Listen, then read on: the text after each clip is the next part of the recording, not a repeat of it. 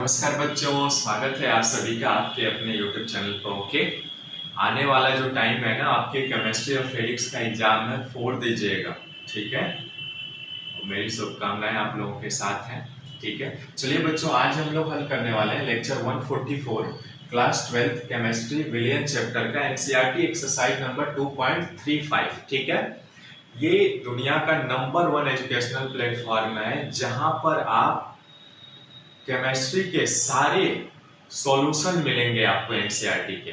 मतलब आपके theory class भी हैं, इन टेक्स्ट क्वेश्चन जो आपके बुक में दिए हैं उसका भी सॉल्यूशन है, और बेस्ट एक्सप्लेनेशन के साथ मैंने दिया है। मैंने अपनी पूरी कोशिश की है जिससे कि आप उसको समझ पाए और अपने आप हल कर पाए उसको सीख करके। ठीक है, तो मैंने अपना पूरा एफर्ट दिया है। क्या आपने अपना पूरा एफर्ट दे रहे हैं? वीडियोज को अच्छे से देखिए बच्चों, अच्छे से देख करके उसको पहले अपने दिमाग में उतारिए, फिर एक नोटबुक बनाइए, पेन से लिख करके वो चीजों को नोट डाउन करिए। कैसे पढ़ना है ना, जो चीजें आप एक बार ना समझ लिए उसके बाद अपने दिमाग में मेमोराइज करिए। मेमोराइज करने के बाद यदि आप उसको नोट डाउन करते हैं ना, यकीन मानिए जब वो आप नोट डाउन कर लेंगे तो वो ज्ञान आपसे कभी भूलेगा नहीं, ये हकीकत है। ठीक है, तो चलिए हल करते हैं, ज्यादा बकवास नहीं करते हैं। ठीक है, सीधा सीधा अपने मुद्दे पे आते हैं। ओके, देखिए क्वेश्चन क्या कह रहा है। 298 केल्विन पर मेथेन की बेंजीन पर मोललता, मोलैलिटी का कह रहा है। 298 केल्विन पर मेथेन यानी CH4 की बेंजीन पर मोललता का हेनरी स्थिरांक यानी KH की वैल्यू दे दी गई 4.27 गुणे 10 टू द पावर 5 mmHg है। 298 केल्विन तथा 760 mmHg प्रेशर पर दाब पर मेथेन की बेंजीन में विलेयता निकालनी है आपको। यानी जब बेंजीन क्या है, देखिए यहां पे एक पात्र है और इस पात्र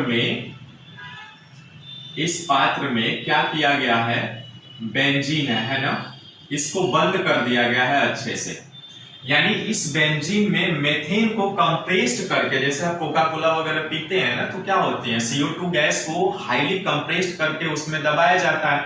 यानी गैस की विलेयता कितनी होगी इस विलायक के अंदर, उसी की विलेयता निकालनी है हमें। ठीक है, तो हेनरी का नियम क्या होता है बच्चों, आप जानते हैं ना कि partial gas is equal to होता है KH इंटू X होता है, यानी मोलन्स आपका जो है मोलैन।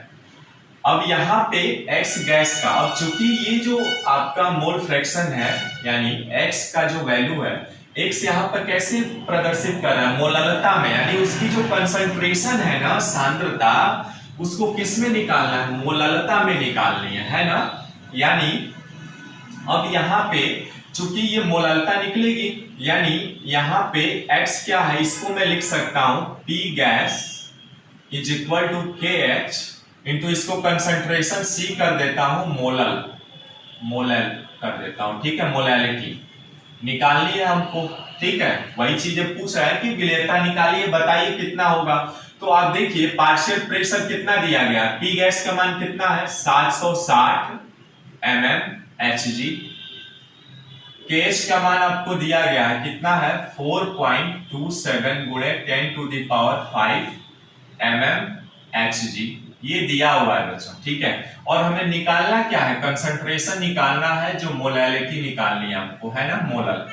तो C मोलल यानी मोलैलिटी बराबर आ जाएगा, इतना बटे इतना हो जाएगा ना, यानी 760 mmHg बटे इतना 4.27 गुणे 10 टू द पावर 5 mmHg। ठीक है, चलिए अब इसको कैलकुलेट कर दीजिए, आ जाएगा आंसर विलेयता।